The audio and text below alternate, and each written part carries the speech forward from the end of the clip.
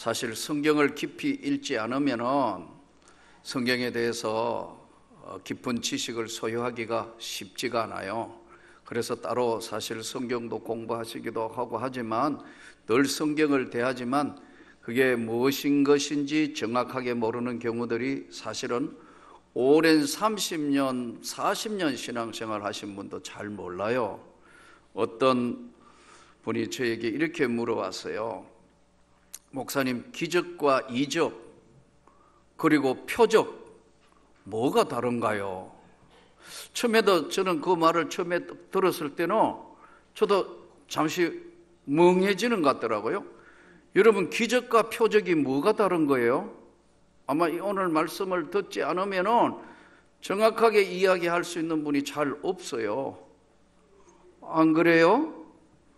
뭐 그렇게 아는 척하고 있지만 잘 모를 거예요. 솔직히 이야기해서. 기적과 표적이 다른 게 뭐냐면, 기적은 인간이 할 수 없는 일, 하나님만 하실 수 있는 일, 자연의 법칙을 뛰어넘어서 초자연적인 역사를 나타내신 것, 이것을 우리는 기적이라 그래요.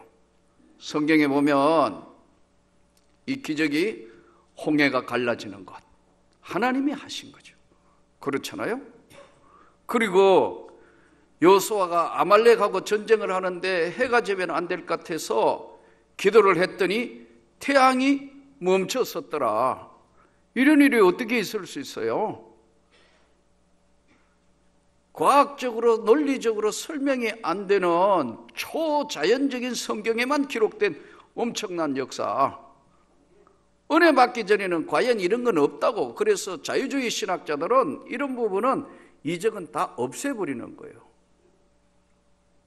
그래서 여러분, 오병이어의 기적, 보리떡 5개와 물고기 2마리로 5,000명이 먹고도 12광주리가 남았다. 이걸 기적이라고 하는데 이 기적을 세상 사람들은 믿지 않습니다. 그러나 가장 큰 기적은 저와 여러분이 십자가에 달린 예수 그리스도를 믿음으로 구원을 받았다는 이것이 가장 큰 기적입니다. 믿어진다는 거예요.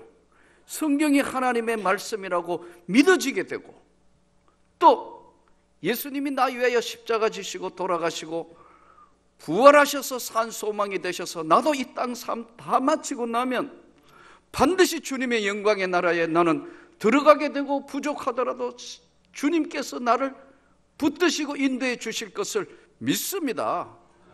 이게 가장 큰 기적이에요. 예수 믿는 구원받은 자체가 가장 큰 기적이라고 해요. 그러면 표적은 뭐냐 하면, 표적은 그것을 나타내시는 분이 무언가를 증명하시는 거예요. 증명하는 도구로 사용하는 걸 우리는 표적이라 이렇게 이야기해요. 헬라어로는 이게 세메ion이라고 그러는데 영어로는 사인했다고.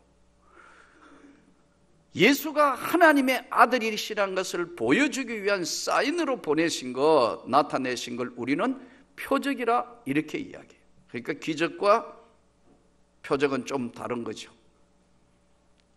하나님만이 하실 수 있는 일, 물론 표적도 사람이 할 수 없는 일이긴 하지만 나타내신 분의 어떤 분인가를 그것을 증명해 보이려고 나타낸 것이 오늘 본문에 나오는 사건인 물이 변하여 포도주 된 사건을 다루고 있는 겁니다.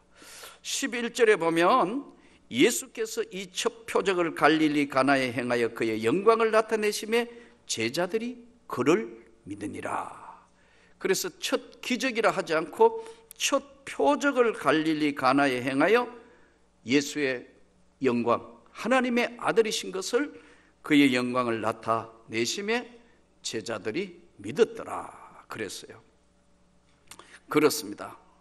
오늘 이 본문으로 우리가 다시 한번 들어가 보면 예수님께서 갈릴리 가나에 혼례가 있어 예수의 어머니도 거기 계시고, 그러니까 이제 결혼 잔치가 벌어진 거예요. 쉽게 이야기하면 거기에는 예수님의 어머니, 예수님, 그리고 예수님 제자, 그리고 많은 갈릴리 가나에 있는 축하객들 있었지 않겠습니까?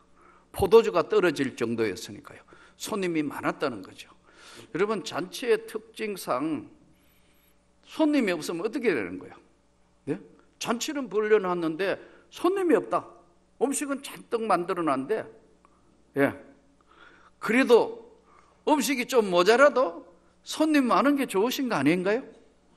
맞잖아요. 잔치는 벌어졌는데 음식 엄청나게 해놨는데 사람이 없다. 그런데 여기는 이제 예수와 그의 제자도 혼례의 청함을 받았더니 포도주가 떨어진지라. 이 본문을 통해서 우리가 볼 수 있는 것은 사람이 많이 왔다는 거죠. 포도주가 떨어질 정도니까요. 만일에 이 포도주는 오늘 우리하고 조금 다른 개념이긴 합니다만은 반드시 있어야 되는 것이 포도주예요. 우리 호남 지방에는 주로 보면 뭐가 없으면 잔치가 안 되죠? 그거 잘 아시네요. 홍어가 없으면 이게 잔치가 안 된다고 할 정도로 반드시 들어가는 귀한 그 음식이더라고요. 뭐 삼합, 그 호남 지방 쪽에 가서 보면 꼭 근데 이 삭힌 홍어, 저는 힘들어요. 예, 맛있다고 그걸 해가 주는데 그때마다 주여 이거 기도해야 될 정도로 그 냄새가 너무 강하니까요. 각 좀 다르겠죠. 손님이 많이 왔다. 이 포도주, 이게 이제 요즘 결혼식 이렇게 저도 5월달 되면 한 주도 빠짐없이 전부 보니까 결혼 주례더라고요. 4월 달에도 한번 주례가 있고. 자, 그런데 결혼 주례를 이렇게 하다가 보면 결혼식 한 게 예전하고는 상당히 많이 달라졌어요. 뭐가 달라졌느냐? 요즘은 혼인하러 서 있는 신랑 신부가 너무 태연해요. 너무 여유가 많아요. 지금부터 한 7, 8년, 한 10년 전에 주례할 때는 보면 이 서 있는 신랑 신부가 다리를 달달달달 떨어요.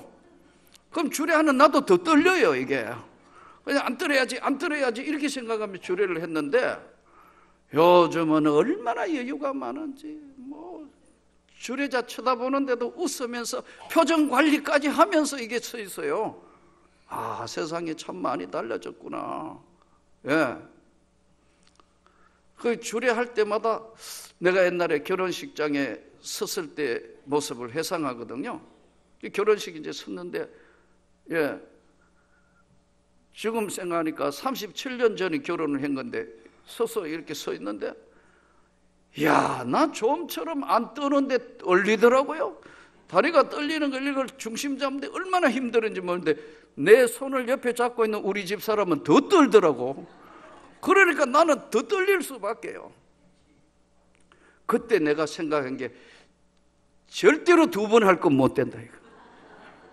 이 생각 한 번만 해야지. 그런 생각이 들 정도로 긴장감이 넘치는데 요즘 결혼식은 우리 신랑 신부가 아주 여유로워요. 그러다가 요즘 젊은이들이 퍼포먼스까지 자꾸 하게 해가지고 뽀뽀하라 해도 겁 없이 거기서 뽀뽀도 하고 온갖 거 다 이제 신랑이 이렇게 해가지고 표시도 하게 하고 별것 다 한다고. 이 잔치는 손님이 많을수록 잔치가 축복받은 잔치로 아는데 포도주가 떨어졌다. 포도주가 떨어졌는데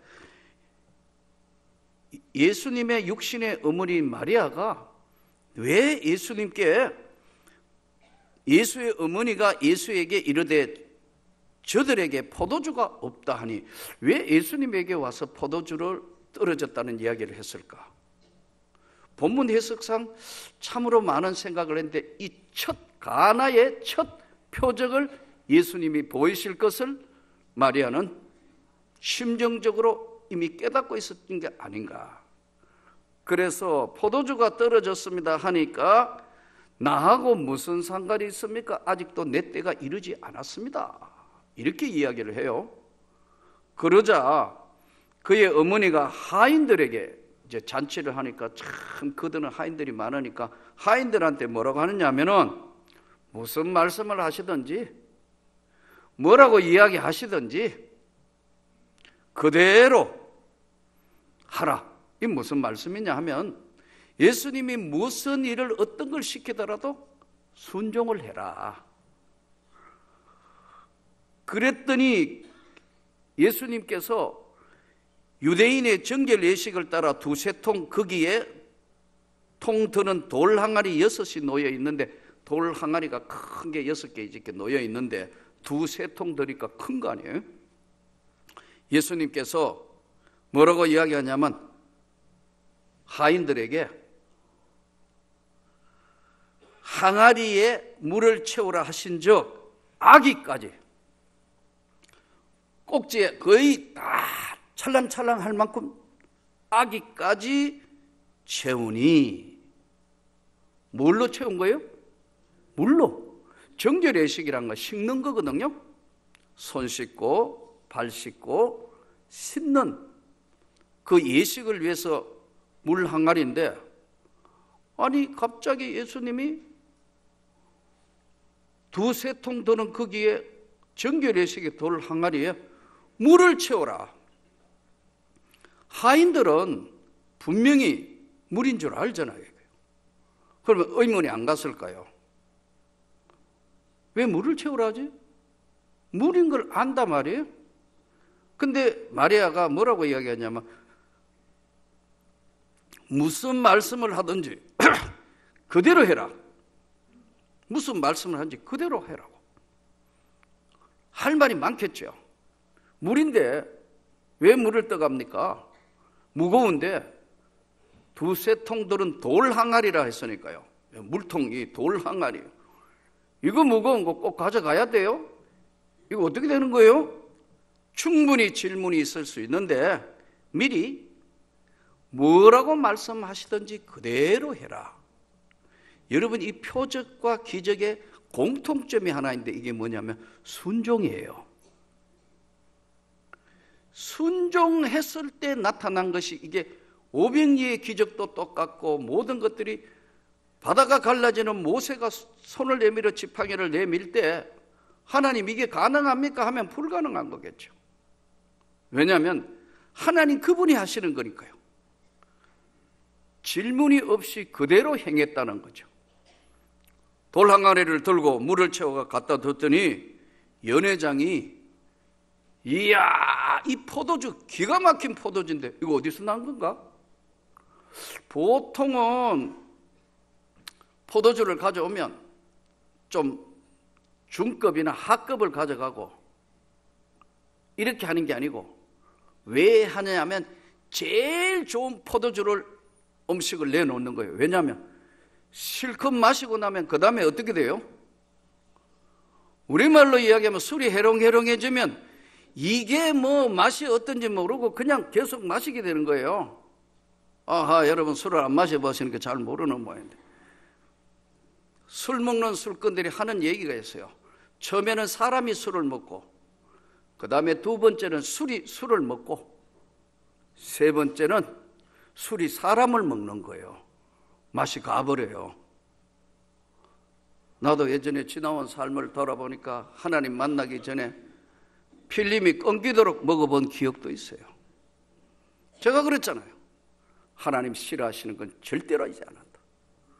주님을 만나고 난 뒤에 내 삶을 돌아보니까 처절하게 가까울 정도로 회개를 했다. 보통 제일 좋은 건 내는데 이건 거꾸로 이제 흥이 올라가 술이 모자란데 제일 좋은 거 갖다 놓았는데 이거 어떻게 되는지, 어떻게 된 거냐 하니까 아무도 모르는데 물떠온 하인들은 알더라. 이 말씀의 가장 핵심이 뭐냐면 변화된 삶이에요. 이 예수님이 우리에게 보내는 메시지가 뭐냐? 양의 문제도 중요하겠지만 가장 중요한 거, 물이 변하여 포도주 되는 질적 변화가 이루어져야 합니다. 오늘 이 시대에 가장 중요한 신앙생활의 두 가지 요소는, 하나는 예수 그리스도가 누구인가요?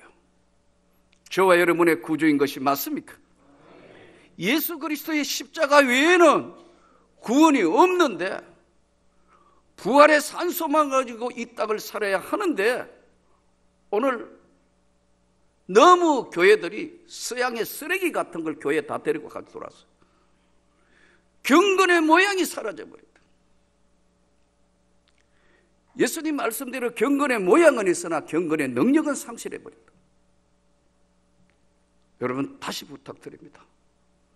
교회도 성장하고 커져야 되겠지만 하나님 앞에 바른 예배 드리기를 축복합니다. 교회가 경건의 모습을 상실하면 교회로서의 가치를 상실합니다. 경건의 모습, 하나님 앞에서. 그러니까 이 예배는 내가 어쩌면 이 세상에서 하나님 앞에 마지막 예배를 드리는 것이라 생각하면 경건하고 남은 생에 내 인생을 다 던져서 하나님 앞에 예배 드리는 것이라는 경건성을 상실해버렸다. 그러니까 교회가 난장판이 된 거예요. 영적으로 깊이가 없어져 버렸어요. 너무 가벼운 교회가 되었어요. 무슨 극장 한 프로 영화 보는 것처럼 예배를 드리는 시대가 되어버렸다고. 이렇게 하나님 앞에 이러면 안 된다고 하나님 앞에 내 삶을 다 내려놓고 그 주님의 영광을 위해서 주님 내가 여기 있습니다. 너무 지치고 너무 힘들고 너무 외롭고 너무 고통스러운데 예배를 받아주시고 내 삶의 정점에서 내가 주님의 얼굴을 뵙습니다. 용서하십시오. 이렇게 예배드려야 되는데 극장 한 프로 영화 드리는 거 지금 점점 크다가 보니 교회가 점점 이 지경으로 가니까 적은 교회는 적은 교회대로 말썽이 많아가 서로 다투고 싸우고 왜 이렇게 해야 되느냐 하면은 예수 그리스도가 누군지 모르기 때문에 그런 거예요.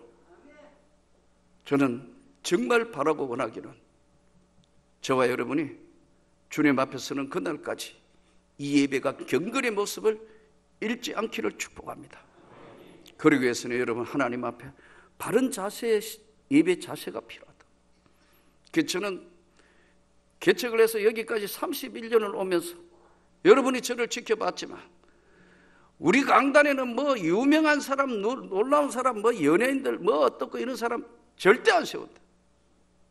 밤무대 가가 온갖 짓 다 하는 그런 사람 절대 난 안 하세요. 유명 아니라 뭐 하늘을 나는 재주 있다. 난 싫다. 여기 하나님 앞에 경건한 모습을 유지하는 사람이 있어야 한다. 그것이 내 목회 철학이에요. 오늘 우리 시대에 시대 정신을 잃어가지고 자꾸만 혼탁한 게 뭐 어떻고 소리가 들린 거는 경건의 모습을 잃어버렸다. 저는 제 삶의 한국교회 신앙의 모토가 누구냐 하면 손양원 목사님. 생각만 해도 눈물이 나요. 보세요 여러분. 일생 동안 예양원을 그 많이 공부한 어른이 예양원을 지키고 나병 환자에게 낮은 곳에 했어요. 일제가 신사 참배하라고 온 노예와 총회를 압박해서 총회가 여러분 신사 참배하기로 결의를 했어요. 여러분 얼마나 가슴 아픈. 끝까지 반대하다가 옥고를 5년 치렀다고요. 우리가 잘 아는 산정령 교회, 우리 하나님께서 평양의 산정령 주기철 목사님 같은 분 끝까지 지키다가 순교하신 거 아니에요. 우리 손양원 목사님 같은 게 끝까지 지키다가 5년 옥고를 치렀다고요. 나가셨어요? 나라가 혼탁하다가 보니까 좌우 갈라져가 공산주의 여기 우리 자본주의 자유민주주의를 지키기 위해서 하도 치열하다가 보니까 여수 순천 반란 사건 때 아들이 죽었어요. 그 죽은 아들 대신에 죽인 애들을 양자로 받아가지고 일생 그들을 세우고 목회자로 만들고 그랬다. 이런 사람이 어디 있어요? 가가 한번 돌아보면 어떨 때는 거기 순천가 한 번만 돌아보기만 해도 이래 살면 안 된다. 이렇게 해서는 안 된다. 경건의 모양은 있으나 경건의 능력을 상실해서 너무 가벼운 교회가 되어버린다. 십자가에 없는 부흥은 있을 수도 없고 십자가 없는 부활은 없는 거예요. 예수님이 오늘 하나님의 아들 되신 것을 지금 나타내신 거예요. 저는 저와 여러분이 끝까지 배신이 난무하고 사람들 속이기를 밥 먹듯 하는 시대에 오늘 이 시대에는 예수 외에는 구원이 없습니다, 여러분. 예수 외에는 소망이 없는 시대인데도 불구하고 여러 가지 것들이 교회에 다 들어온 거예요. 사람이 주인이 되어버렸어요. 여러분, 우리 교회가 여러분과 저의 교회가 아니고 주님의 교회입니다. 맞습니까? 말씀 앞에 다 순종해야 돼요. 무슨 말씀을 하든지 그대로 해라. 거기에 하나님의 영광의 손길이 나타난 거예요. 우리 삶이 하나님 앞에 변화된 삶인가 다시 확인하며 예배 드릴 때마다 가장 낮은 자리에서 주님, 내가 여기 서 있습니다. 저는 여러분들이 이 명문교회에 와가 앉아만 있어도 은혜가 되기를 축복합니다. 여기 엎드려 기도하면 하나님은 언제나 여러분과 저를 위로해 주시고 성도 여러분의 삶에 하나님이 한 가지 한 가지 깊은 것까지, 때로는 질병으로 고칠 수 없는 질병이 내 영혼에 찾아오고 내 육신에 찾아왔다 하더라도 주님, 내가 주님을 사랑합니다. 그렇습니다, 주님. 내 삶은 후회가 없습니다, 하나님. 그렇게 될 수 있는 신앙이 되기를 축복합니다. 교회를 자꾸 기능적으로 이해해요. 기능적으로만 이해하다가 보니까 불평, 불만이 많고 뭔가가 채워지지 않고 찬송만 불러도 눈물이 나고 말씀 들어도 눈물이 나는 처음 신앙을 버려지게 되는 것이 비일비재하게 많아지는 이 시대에 오직 주의 영광, 오직 십자가의 그 은혜, 그것 때문에 나는 삶의 목적이 있고 삶의 기쁨이 있다. 난 그렇게 살 것이다. 오늘 예수님이 하나님의 아들이신 것을 나타내신 가나의 첫 표적, 물이 변하여 포도주가 되었다. 우리 하나님 앞에 그렇게 삽시다. 좀 남들 볼 때는 바보처럼 사는 것처럼 보일지 몰라도 그렇게 살면 하나님은 저와 여러분의 생애를 책임져 주시고, 그리고 어려울 때 어려운 문제가 찾아왔으면 진심으로 하나님 앞에 기도하고 또 기도하고 엎드리면 결국은 그분 하나님이 손을 내밀어 해결해 주시는 겁니다. 만일에 그게 해결되는 방법이 없다면 언제나 더 좋은 것으로 하나님이 역사를 하신다. 못 믿는 거예요. 못 믿다가 보니까 세상 방법을 동원하는 거예요. 세상 방법을 동원하다가 보니까 교회도 하나님의 은혜는 사라지는 거예요. 주의 영광이 저와 여러분에게 충만할 수 있도록 기도하기를 축복합니다. 이 첫 표적을 행함으로 제자들이 예수님을 믿기 시작했다, 이렇게 기록되어 있다. 금요일 날도 제가 잠시 말씀드렸지만 저하고 아주 가까운 친구 목사님, 예? 갑자기 밥 먹다가 내 눈앞에서 쓰러졌어요. 성 목사님 문제가 교회가 좀 복잡해서 이거 어떻게 해결할 방법이 잘 없다, 큰일 났다. 그래서 친구 목사님 보고 불렀어요. 좀 도와주라. 교회가 어려우면 안 되니까 도와주라. 그래서 4명이 앉아가 밥을 먹는데 식사하는 순간에 넘어가는 거예요. 나도 이거 처음 봤어요, 이런 경우. 너무나 급한 나머지 119가 정확하게 얼마 만에 왔는지 말인지 느낌에 너무 오래 걸리는데 계속 심폐소생술을 하는데 푸 하고 깨난 거예요. 지금 현대 아산병원 중환자실에 있다고. 그 이제 그 중환자실에 있는데 의사 선생님이 그러더래요. 이거 사람 없을 때 그랬으면 이 세상 끝냈다는 거예요. 빈맥. 계속해서 심장은 뛰어줘야 되는데 순간적으로 안 뛰고 부르르 떨기만 하고 가만히 있는 거예요. 이게 여러분 3분, 4분, 한 5분 계속되면 사망하는 거예요. 여러분 심장 만지면서 매일 기도할 때마다 잘 뛰는가 확인할 수밖에 없는 게, 우리가 평소에 늘 심장은 늘 잘 뛴다고 생각했는데 그런 일이 갑자기 벌어졌다고. 그래서 그 광경을 보고 있던 저는 이야, 인생살이가 별거 아니구나. 그 친구 목사가 그 이야기를 의사 선생님한테 듣고 문자를 보내왔더라고. 이미 죽었다가 다시 살아난 삶에 무엇을 두려워하겠습니까? 하나님 앞에 다시 소생시켜 주셨으니 더 주의 일에 매진해야 되겠죠. 여러분, 성도 여러분과 저는 이 교회가 오늘 이 시대에 하나님의 은혜가 사라지지 않도록, 하나님 앞에 경건의 모습이 사라지지 않도록, 모든 가지고 있는 인생의 무거운 짐, 예수님 말씀대로 수고하고 무거운 짐진 자들아 다 내게로 오라, 내가 너희를 쉬게 하리라는 이 예수님의 말씀을 굳게 붙들고 오직 주님만 바라보고 경건의 모습을 잃지 않는 변화된 삶으로 주님의 영광의 축복이 여러분과 함께하기를 축원합니다.